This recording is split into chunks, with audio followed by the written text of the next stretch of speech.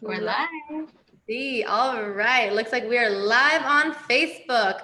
Welcome, everybody, to Worthy Women Wednesday. I am so excited for this interview because I know this beautiful lady right here personally, and I met her through an amazing event back when we were allowed to have in-person events. So it was really great to hear your story then, but I'm really excited for our audience to get to know you and what you're up to in the world. So thank you for being on Worthy Women Wednesday, Marissa. Thank you so much, Alisha. I'm so excited to be here. Honestly, I feel so honored to be a part of the show that you have every Wednesday for women. So thank you so much for having me. I'm super excited. Yes, thank you. And so let's go ahead and just get started. I would love to hear your story, whatever you feel comfortable sharing with us, and then we can go from there. Yeah, sure. So I'll start off like from kind of where my healing journey started, and then I'll kind of take you back in time a little bit because I think it's important that we understand kind of the timeline behind everything. So about 2 years ago, I kind of hit rock bottom. There were some things in my life that were going on, and I couldn't handle it. You know, it was really intense where I was letting everything kind of get to me. I had a lot of physical pain in my body. I had tension in my shoulders and in my back. And from there, I was drinking a lot because I was trying to deal with the stress I was going through with my job. I was going through personal stuff that I didn't know how to handle. And also going through physical pain in my body. And so I was using the alcohol to kind of like numb out all of these things that I was going through. And so I remember it was New Year's Day, 2018. And I remember I was drinking at 8 o'clock in the morning. And at 8 o'clock in the morning, I was wasted. I was drunk. And I remember sitting on the couch and I was just bawling. I was just bawling my eyes out. And I'm like, I don't know what's wrong with me. I don't know what's going on with me, why I feel like this. But I just felt like I was in so much pain. And I remember in that moment, I was like thinking like, I need to change. I cannot live like this anymore because there's something that's going on with me. I don't know what it is, but I need to change. And so from that moment on, that same day I had gone to Barnes and Noble and I picked up a book, The Power of Your Subconscious Mind by Joseph Murray. And I picked up that book and that was the beginning of my healing journey. And from there, I've worked with different coaches. I've invested money in different coaches, which has really made a big impact on my life. I've gone to a bunch of different seminars. I've invested in different types of programs. But from before then, I kind of want to take you back a little bit in time. I was raised in an alcoholic home. I don't really like to say a whole lot about this. Alisha, you totally helped me to come out about this when we met at the Vision to Business event. You totally helped me to start talking about this. And so I'm still new in talking about this in interviews. But both of my parents were actually alcoholics. And so I grew up in a home that was filled with, a lot of anger, and I always felt like I was walking on eggshells. There was abuse, and I grew up in an environment that was very unsafe. And as we know, children need safety. They need to feel loved. They need to feel safe. And if you're not getting that at home, you get anxiety, you have like your nervous system is like usually reacted. It can react really easily. Because when we are children and we're put in stressful situations, our fight or flight, it gets ignited. And as we go into being adults, we have those same things happen within our body. Yeah. And so, as a child, I just grew up in a very stressful environment. And as a high school, in high school and then in college, I didn't know how to deal with everything that had happened to me up to that point. And so it kind of like led me into this like partying. Like I was always partying, always, drinking and doing other things that I shouldn't have been doing, because all I wanted to do was be away from home. I wanted to be away from home, and I didn't want to feel what I was feeling, which was, a mixture of like anxiety and fear. I remember just feeling afraid a lot. And so that kind of led me into, college, and in college I partied a lot. And then as a young woman in my first job at a college, I was still drinking a lot. And then in my next move in the corporate world, I couldn't deal with it, and so I turned to alcohol. And I've been sober for 10 months, which has been amazing for me. Yeah, so huge. But yeah, I mean, so that kind of leads me to this point now where, I'm coaching women based off of my experience and different things that I've learned, different techniques that I've learned up to this point. But really, there's a lot of pain in my past, abuse, and it really took a lot of work to get me to the point of me even being comfortable saying this publicly. But I feel like this message needs to be heard, because we cannot continue on with the stigma with alcohol addiction. We have to stop pretending like it doesn't exist, just like with sexual abuse, just like when children are abused in the home. People don't want to talk about it. We want to brush it under the rug. Yeah. Right? But these children, they're not safe. Yeah. And who is fighting for them, and so I think that's why the work that we're doing, that you're doing, is so powerful. I've met so many people that have been sexually abused, and the work that I'm doing, we're talking about things that were once a stigma, and we're bringing them to light, and we're making sure that people are hearing our stories, because it's important. It's important to talk about these things. Yes. Your story is so important. And I love a few things that you brought up. For one, you brought up the way that I impacted your life by just sharing my own story. And for me, I went to that event not even thinking that anyone there would be like, it was a business event. It was, how to create a business, right? Mm-hmm. And so what the power of your story is that you never know who needs to hear it. And that's exactly what happened with you when you were like, your story impacted me. And so to encourage you, like, yes, you get to share your story more and more and more. And thank you for being open and honest and being willing to be on my show, because I know you said it was recent that you're even starting to talk about these things. But like you said, like, Marissa, like, and I think I know the answer to this, but if you could help one person with your story, would you do it? Yes, totally. And this is why I'm doing this. If I could just help one person that needs to hear that they're not alone. Yeah. And that there's somebody here that's willing to support you and fight for you, because I'm sure that you fight for your clients the same way that I do. We'll fight for them because we know what it's like. We know what it feels like. And we also know what it feels like to be alone. And to absolutely feel like we have no one to turn to. Yeah, which reminds, like, so growing up, like, in that home where you didn't feel safe with your parents, and like, did they try to have a relationship with you, or was there anything where they just not really there in general? Yeah, I mean, my parents were there. They were always there. And now that I look back and I've had conversations with them, I think the reason that they drank was because of their own pain, because of situations that happened when they were children, that impacted their lives, and that triggered their drinking. And so they were home with me, but it's just that my brother and I, we never knew what we were in store for. We never knew, if somebody was going to flip the switch and go from 0 to 60 or lash out, or, we just never knew. So it was just, I was just afraid, because, one moment or one morning, my parents are fine, they're sober, they're good.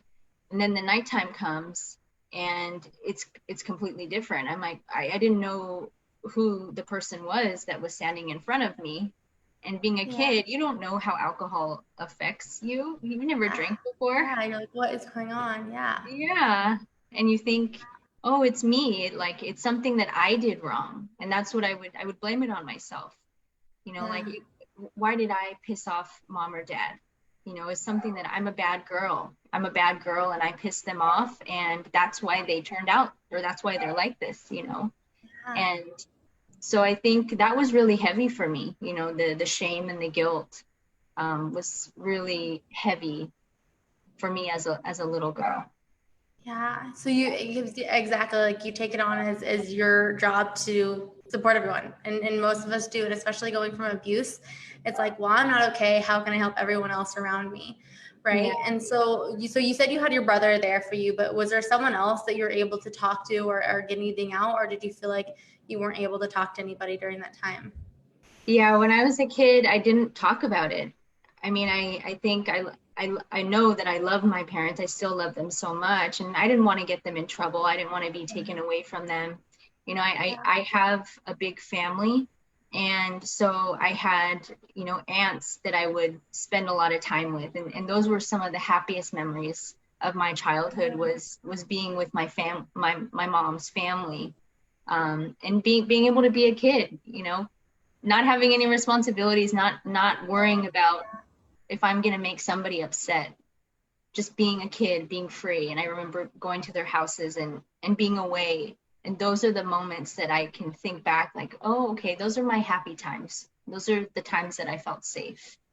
Yeah. And I feel grateful for those moments because I know there are young boys and girls that don't have that. Mm-hmm. And to me, that hurts to know that people don't have that safety. So yeah, to answer your question, it was kind of just family members that I was able to spend time with. But even that, like, I love that you're able to notice that you could be grateful for that in your life too, because I had really close friends. And so what's amazing is like, sometimes it doesn't come from your family, and you do an amazing job about talking about boundaries, and we'll go into that later. But like sometimes that love doesn't come from your family, right? It comes from, and yours is extended family, yes, but like you can also look for it in other areas in healthy ways, right? Yeah, of course. Yeah, but moving on, just like to talk about like the shame and the guilt that you felt. How did you really start realizing it wasn't your fault? Honestly, Alisha, I didn't realize that until I was 31. Yeah, which exactly. It takes a long time. Yeah. It took me a long time to realize that it wasn't my fault. And I was living with shame my entire life. For 31 years, I lived with shame. The shame of the addiction, the abuse, of feeling like I was alone, like I felt as though I was the only person on earth that had the same type of home. So that was shameful for me. Yeah. You know, and I thought like, wow, you know, there's something wrong with me. There's something wrong with me because nobody else I knew was talking about their parents' addiction or their abuse. But I was, because I was in pain. And so, you know, for whatever reason, it just made me feel a lot of shame. Yeah, which is totally understandable because like even in schools, like, do you remember them talking about alcohol or drugs? And like probably in high school, they probably did that like assembly that it was bad, that no one should do it, those kind of things. Did that bring up any memories for you too of being like, well, like my parents do it, right? You know, I remember them talking about drugs. I remember them talking like the DARE program, Dare to Resist Drugs and Violence. Yeah. And I remember that, but I don't ever remember hearing anything about addiction and like alcohol addiction. And I remember being in high school, and I was a swimmer, and I played water polo as well. And you know, my parents, they never really came to my swim meets or my water polo games because, you know, they wanted to be home doing their thing. And I remember that, you know, like I feel like I could have taken it a lot further if I had more support. I stopped playing after a few years because it was like, well, why play? Nobody cares. Yeah. Wow. Yeah. Yeah. So realizing that, like, when was like the first time you remember being like hearing someone's story and realizing that you weren't alone? Honestly, I think so. I will be totally honest, like hearing somebody's story, and I'm going to be super honest with you. Like, I saw your interview that you had with Katie Cianci. It was on her summit, and I watched her summit, and I saw you, and that's how I saw you in that interview, and you shared your story. And I think you were the first person that I ever knew in my life that went out and shared their story. Oh my And so, goodness. I'm really yeah, teary-eyed because I was not asking for that because it was me. That was just that yeah. was And I know we've never talked about this, but you know, I saw you in that interview, and then I remember, like, I Googled your name, and I'm like, oh wow, you know, she's on YouTube. She told her story on YouTube, and I was thinking, I could never do that. wow. I'm just so afraid. I have too much shame, and so I saw you at that event, I think a few weeks after that interview went live. And I was like, oh my gosh, I saw you in the front row. And I'm like, wow, that I saw that girl's interview, how awesome that she's here. And that, you know, that you were able to come out about your abuse. And I remember that day I went on stage and I brought up the fact that I wanted to start helping women that had gone through a similar situation as me. And I told, you know, a little bit about my story. And I remember Tara saying, well, what are you afraid of? And I told you I'm afraid of, or I said to the audience, I'm afraid that my family would find out and that they would be upset. And then you grabbed the microphone and you totally like took over the mic and was like, you told your story, and you said that it's okay. Like, you told me, like, it's okay to come out, and it's okay to tell your story, that my story could help somebody else.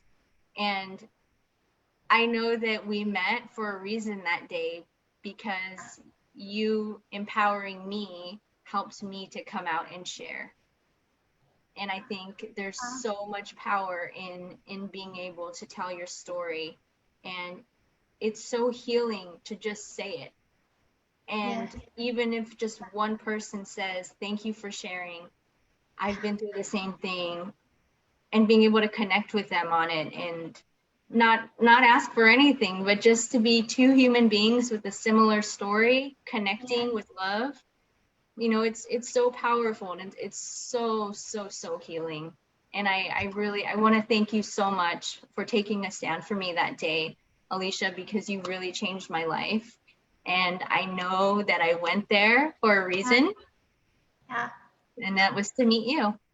I wasn't supposed to be the one crying on this interview, and thank you for not telling me until this moment right here. Like, honestly, like, Marissa, like, if it was just you that day, like, I would have told my story a million times. And so, like, that's what's so amazing about sharing your story, is actually being like, this right here.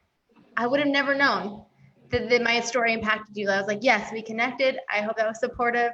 But like, if that was the first person that you ever heard, like, I would do it over and over and over again for you. And so, like, that's the power of like realizing that your story matters and you are so important. And so, like, I remember that day like it was yesterday. Like, yes, it was hard for you to realize that sharing your story wasn't about making your parents upset, or wasn't about anybody besides you being willing to support other people. Yeah. And I had that same realization. I was like, I don't want to hurt the two people that have hurt me the most. But when I realized, I was like, that's actually being selfish. Because what about all the millions of other people who need your voice? Don't need, they get your voice. To share with them what you've gone through and what has worked for you. It's all worth it in the end to do that. And so we get to get in our own heads that whatever's stopping us, whatever fears we're like holding ourselves back in, this goes for all of you listening. Yes, of course you're gonna have a fear when you're sharing your story, right? Like, what other fears came up? Because it wasn't, so yes, I'm sure there was like your parents not wanting to hurt your parents, but then what else came up before you wanted to share your story? I mean, I think a lot of it was I didn't want to shame my family. You know, I love my family, my whole family. I have a huge family. I love them so much, and I don't want them to feel embarrassed, but at the same time, me understanding that and believing that my story could make a difference, not only for someone else's, some adult's life, but it could help some child, you know, that's going through something, or it could help a mother that has children, you know, that's in an abusive relationship with an alcoholic. It could help her, it could empower her to leave so that her children don't have to be impacted by that anymore, you know, or even a young woman, you know, that's maybe 18 or 20, and she's just trying to figure it out. And her understanding that she's not alone, and that she can heal, and that maybe she's codependent because of the way that she was raised in an alcoholic home, and her knowing that she doesn't need to, she can heal from that she can change, and she can even discover, you know, that she is codependent, and that she doesn't need to be with somebody that's you know, an alcoholic, like say her mother and father was, right? And so the ripple effect that we can create, you know, it's incredibly powerful, and I've seen it within my own family. But yeah, when you're saying what was I afraid of, and I think it was really about my family, because I love them. I love them a lot, no matter what. Yes. But what's so amazing about you saying that you love them and that you've had like some forgiveness, right? And I want to talk a little bit more about that, how you even stepped into that area of forgiveness of them. But like really the power of like realizing that like you can do it and honor your family, and do it at the same time, because, you know, it is still worth it for that one person who's trying to figure it out, and realizing that like you are not alone. None of us can do this life on our own. And I think that's what we're all realizing during this COVID time is like, we can't do life on our own. Being stuck at home, it can be painful a lot of times. It can bring up a lot of memories. And so really, like, I know you've done a lot of, I always see all your stories and your posts about how you're dealing with COVID and staying at home. And can you just touch on like what's been supportive for you during this time, and how you're continuing to heal during this time? More isolation. Yeah, of course. And I love what you said about, you know, we can't do it alone. Like as human beings, right? We're not meant to do life alone. We need support, especially as women. You know, I feel like women, we need one another. And if it's a friend that you have that, you know, empowers you, or if it's a coach that you work with that empowers you and shows you support and love and helps you to heal, or a family member, whoever you have in your life that is there to support you in a healthy way, like hold on to those people. I know that during COVID, it was very hard for me in the beginning. And then the social injustices happened. And when that happened, I feel like I kind of lost it for a day or two. I just was so emotional, and I didn't have boundaries. I was just allowing everything on social media and everything that I was hearing about, and I was allowing it to kind of like just take over, you know, and it was in those moments where I needed to reach out to the people that are supportive for me, have conversations with them, schedule time to talk with them on the phone, because I couldn't see them in person.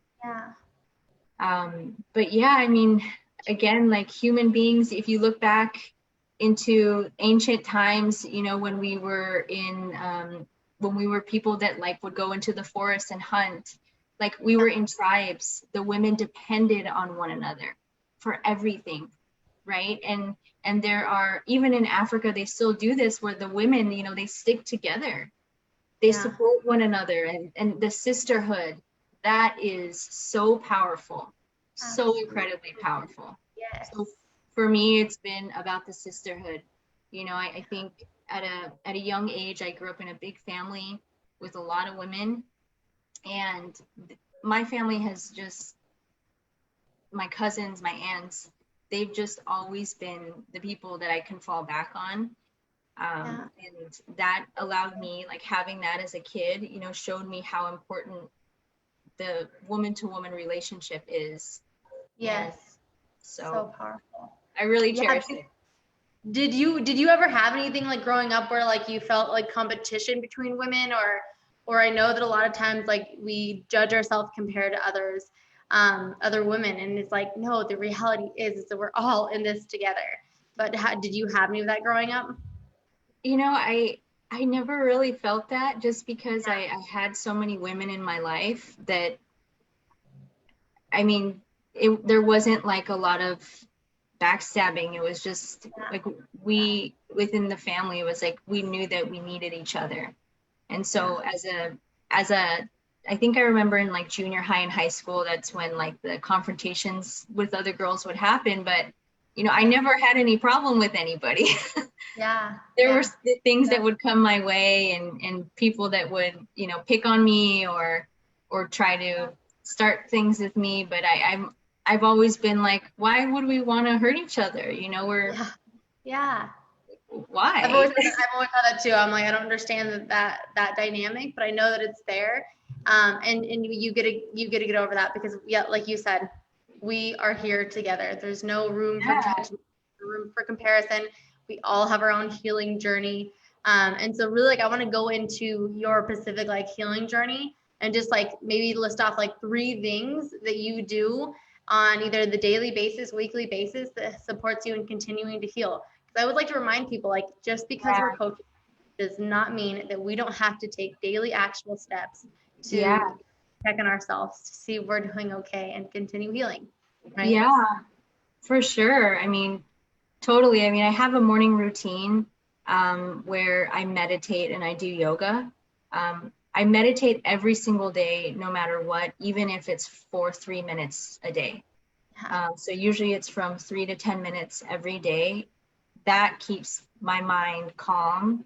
That allows me to be conscious. And then yoga, if I can squeeze it in the morning, I'll do it in the morning, or I'll work out, you know, in the evening. So I would say those 2 things. But then there's another thing that's a little bit kind of off.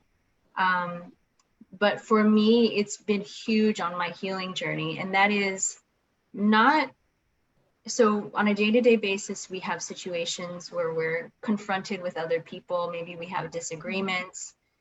Maybe my partner rubs me the wrong way. I don't hold on to things, meaning I have conversations with people when they happen. And I think this can be very hard for people, you know, when say something happens, they get triggered for whatever reason, you know, a lot of people, and I used to be this way, would react in the moment by screaming, by crying, by yelling, whatever it was. But I've learned that I don't want any resentment. I don't want to hold on to any resentment in my body. I held on to resentment for 31 years, and I refuse to hold on to any resentment anymore. And so what that means for me is that when things come up in my life, when there are situations that I feel like for whatever reason something doesn't feel right, or somebody said something that didn't sound right to me, I have the conversation in that moment and I let it go. And I do that. I do that a lot. And, you know, the way that I do it is super non-confrontational. I don't ever hurt anyone. I don't ever, you know, approach these situations to be hurtful. It's always about like, hey, you said this, it hurt my feelings, and can we talk about it? That takes a lot of bravery, because so often we're told to just let it go, you know, to just move on, especially as women, like, it's okay, like, you're, you know, be quiet, be calm, whatever it is. But I'm like, yeah, absolutely, you get to have those conversations, you get to speak up for yourself. So how do you do that? Yeah, so I actually have a guide on this that I've created to help women with difficult conversations. And we can offer that to anybody that's watching this. But I'll post it in the link below, by the way, guys. Okay, sounds good. But really, you know, I do it by, so if things happen, you know, say if my partner if he continues to do something that rubs me the wrong way, we have a conversation about it. And if he continues to do it, like I remember, or I'll write it down. I have a journal that I write in, and I'll write it down. So then it gets to another point, he does it again. And I will say, hey, I love you, I love you so much. And I don't want to hold on to any resentment with you. Yeah. There's something that I wanted to talk to you about. There's something that you've done several times. Can we have a conversation about it? And then, I go in with a very compassionate demeanor. It's not about me being right. It's never about me being right. It's always about how can we work together because I care about the other person. And then we just talk it through. Yeah. But I always have examples. I don't ever go into a situation without examples. And I think that's kind of hard to do as we're going through life. We forget about things that people do or say. But I keep a journal and I write these things down because I want to remember. And I also want to be able to say like, hey, you did this a few weeks ago, you did it yesterday, and you did it again today. And I just want to share this with you that I don't think it's right. And I want to talk about it. Yeah, that's huge. And I love that because yes, we get to talk about what is bothering us. Yeah. Often we're like, oh, it's okay. We'll just forget about it. But whatever you don't say out loud, and that's also the power of you going and actually saying it out loud to him, is that you're able to release it. Yeah. Especially like you said, when you come at it in a compassionate way, not of you did this, this, and this, and this, because sometimes we point the finger and do all that stuff. But and I've actually, and guys, again, we're going to put the link below so you can actually see this because it's really supportive. And I've actually read it and I've used some of those steps before. Oh, awesome. Because yes, sometimes we want to point out something that has really bothered us. And we're like, well, he should know, she should know that this bothers us, right? Because it's so clear to us that that's a trigger. But for them, it's like they're not doing it to hurt us necessarily. Most of the time, sometimes they're not. Sometimes they don't know that they are. But it's a trigger for us. And so it's important to recognize that and say it out loud. Because is that some of the things that you're able to talk about with him, like some things that are triggering for you? Yeah. Especially somebody that's gone through abuse like myself, I have a lot of triggers. And I'll be honest, even though I've done a lot of work, I still get triggered. But the difference between years ago and now is that I'm conscious of when these things happen. I'm able to catch myself in the moment and say, oh my gosh, Marissa, you're totally being triggered right now. You need to just take a breath, take a deep breath. And then, I have a conversation with him. I never go into a conversation like this with high emotions because that never ends well. That doesn't end well for me. I don't know if any of your listeners, if it ever ends well for them. Well, for me, I'll tell you that much. Yeah. So, this healing journey is really about you getting to know yourself better and you getting to understand yourself. And if you are somebody that gets triggered easily, don't feel like you're a bad person. You're a human being. You're having a human experience.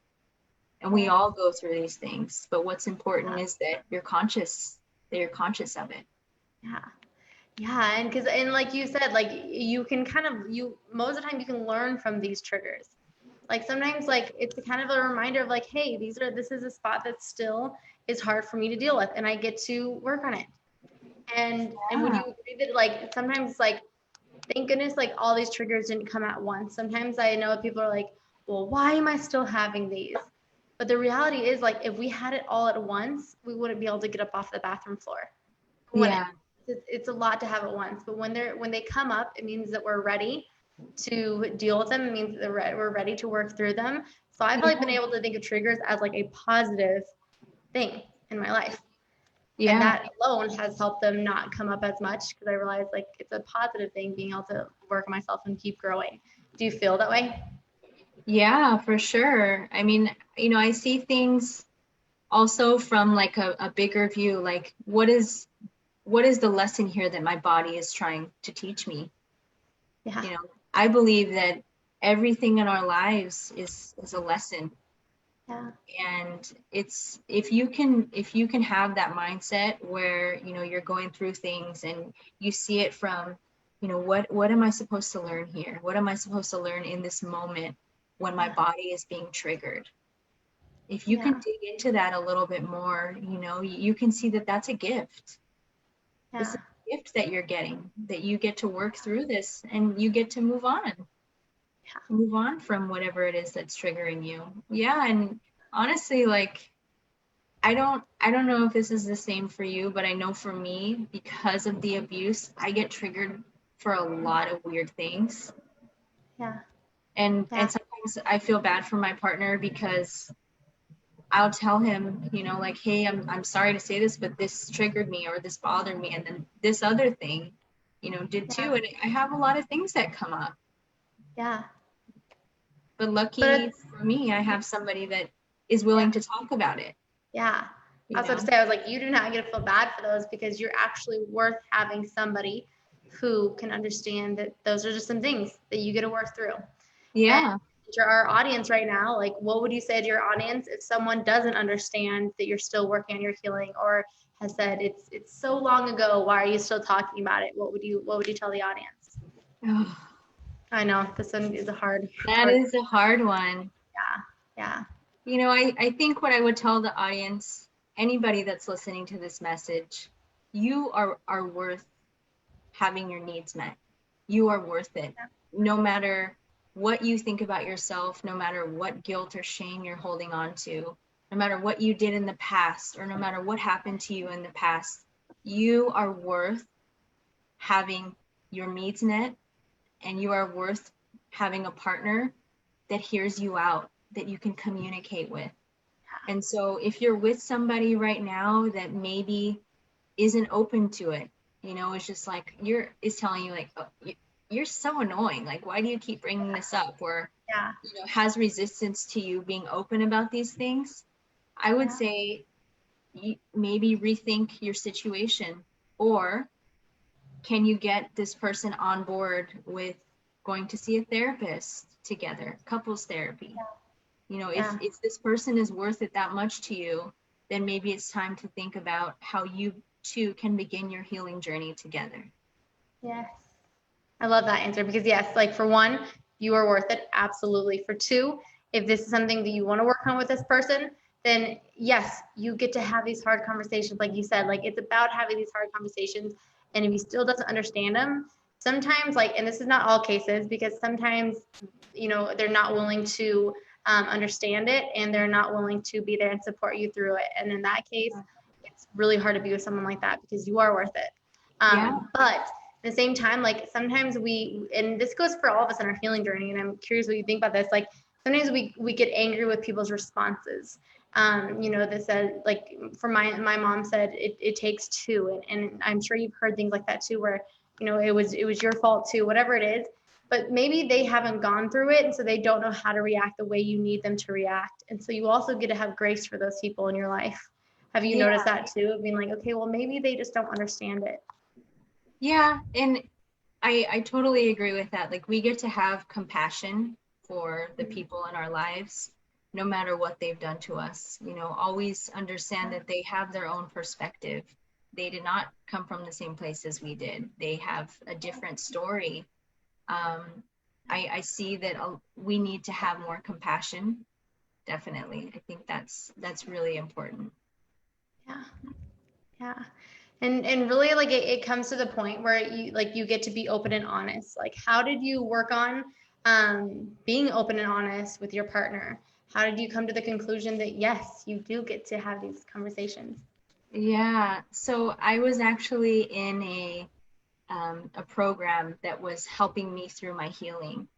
And in that program, on the day that I graduated, one of the speakers talked about this ancient Chinese proverb, which stated that we go through life, and as people hurt us, we have our heart, right? And as people hurt us, we put stones inside of our heart.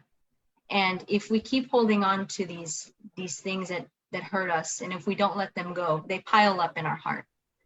And eventually we have a heart full of stones, right?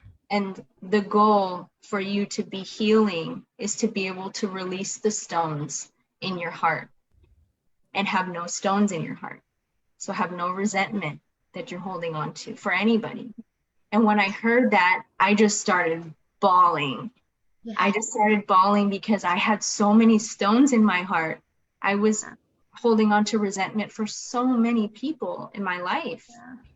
And after that, I remember just saying, like, I don't want to hold on to resentment. And I know that resentment causes illness in the body over time. Yeah. Absolutely. And so hearing that, I was like, you know what, I'm not going to live my life like that anymore. And I made a commitment to myself that day that if things were to come up that hurt me, I was going to be open to talking about them. And then I had to learn how to have these types of conversations. But that was really the moment where I was like, I don't want to live my life like this anymore. I want to be able to let things go. Yeah, exactly. And like you said, it actually shows up physically in our body. Can you touch on that more? Because I think sometimes we like to push it off of like, oh no, it's something else. But it's like, no, resentment and not dealing with your painful past experiences can cause diseases, can cause all those things. Can you touch on that?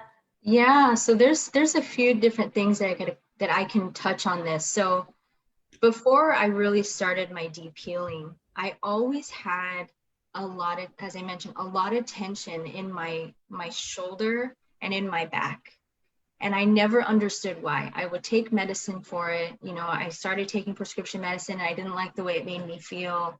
I started doing research and trying to figure out, like, what is this pain? I had a constant pain in my body. And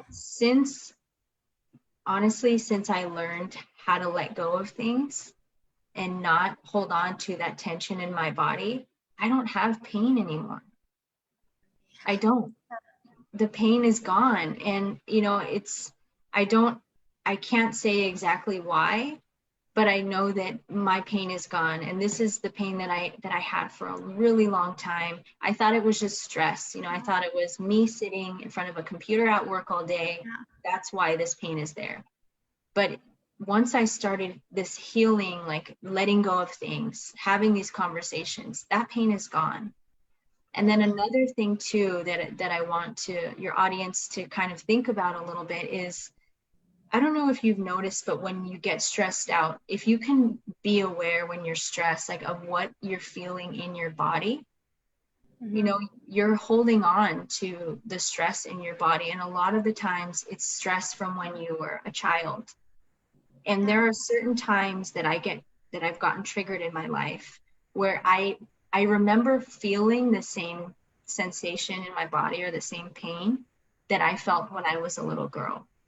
Yeah. And so we hold on to this stuff in our body. Our bodies are with us, you know, our entire lives, and we hold on to this stuff. There's books and research on this. There's different yoga techniques that you can practice that help with trauma. It's called trauma-informed yoga, where it actually helps you to release, you know, some trauma. And people that have been through trauma, they carry this in their bodies, in their hips, in their shoulders.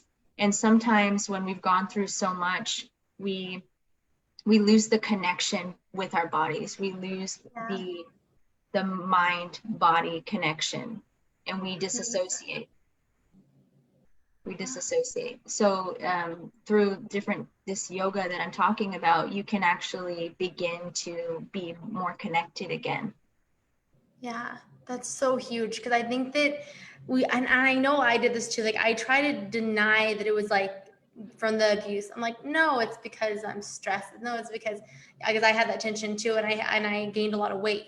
Mine was, I gained a lot of weight, and I was like, no, it's just because I'm not doing this stuff. But the minute that I started to realize, like, hey, I got to work on this and I got to heal from my abuse, I physically felt lighter, and then I was able to show up for myself more powerfully. And so, like, and that comes from releasing the resentment, and also like forgiveness. And you touched on that, like, you have forgiveness for your family. Like, how did that happen? Yeah, so Wow, forgiveness was, I think, one of the biggest lessons that I've learned in my life, that, forgiveness has set me free. Being able to forgive my parents has been the hardest thing for me to do. And truly forgiving them. And I think to forgive someone, again, we're talking about compassion. We get to have compassion for them. And I understand deep in my heart, I understand that my parents did the best that they could, the best that they knew how. Yeah. And they have their own story that they may never tell. They may never say it out loud. And that I can't blame them. I can't. And so I learned that I get to forgive, and forgiving, that lifts a weight off your shoulders. That sets you free. Yeah.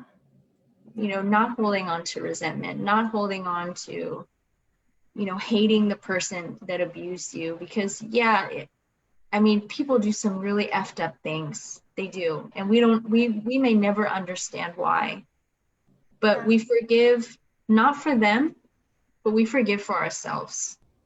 Love that you pointed that out. Yes. Love that you pointed that out, because it's not always about them. Because sometimes for your case, yes, like your family, you're still in contact with them. Sometimes you're not in contact with your abusers, and most of the time that's for the best.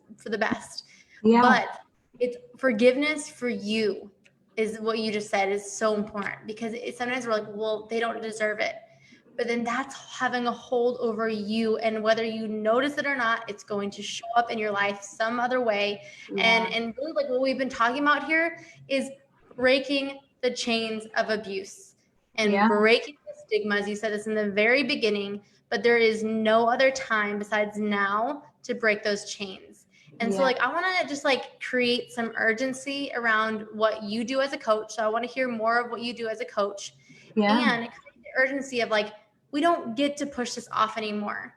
If there's someone in your life that you want to forgive, you get to do that today, tomorrow. You get to contact Marissa. You get to walk through that forgiveness, because it will set you free. If there's abuse in your past that you know that is still holding on to you, you get to talk to one of us. You don't get to push it off. So what do you do, Marissa? Like, can the audience know like exactly what you do and how you could potentially support them? Of course. Yeah. I mean, just like you said, it's not worth you waiting a few years. If you're a parent, it's not worth you putting your children through you not dealing with your stuff. Don't wait. Like, this needs to be taken care of. Your healing needs to begin. And what I do is I work with women using this technique called conscious reparenting. So it has to do with consciousness, and we work through the conscious and the subconscious mind. So the conscious mind is 12% of your mind, and that's like everything you do on a day-to-day basis, like communicating, data analysis, going to the store, creating your to-do list. That's your conscious mind. But your subconscious mind is 88% of your mind, and that's where all of your memories are stored. And that's where all of your beliefs are stored. That's where your addictions are stored. And a lot of people are stuck because they can't tap into their subconscious mind. They're so far from it. And I help people to tap into their subconscious mind and heal a lot of these things that they've been holding on to, and be able to release those things. And through reparenting, what I do with my clients is I teach them how to parent themselves the way that they deserve to be parent, with love, with compassion, showing up for your inner child. So we do a lot of inner child work.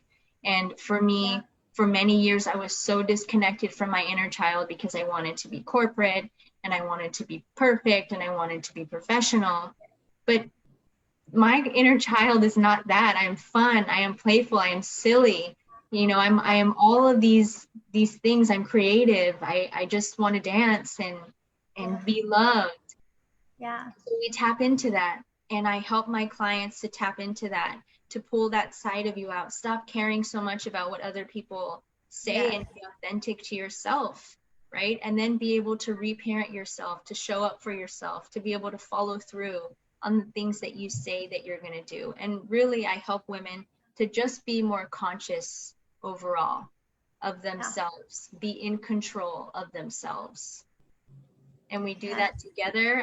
I show up for my clients, and, you know, I take a stand for them, because I know what it's like to be that child that was abused, and to wish that my mom showed up for me. And so I show up for my clients the way that I would have wanted to be shown up for, right? And so that's what I do, and I love what I do. I love serving women. It's my purpose in life. And I know that anybody that is watching this, you know, no matter what you're going through, you get to understand that there are people that want to support you, that will take a stand for you. Maybe you've never felt that in your life before, but there are people like us that want to serve you. Because we believe, and we have lived through our own experiences. Honestly, Alisha, I never thought in a million years that I could be healed. I was in such a bad place. Yeah, I remember that time too. I never thought. And if I can heal, anybody can heal, because I was so far out there, so far gone. I love that you point that out, because sometimes like people look at people who are doing interviews or online or coaches, whatever, and they're like, well, that's for them. Healing is for Marissa and Alisha, but not for me.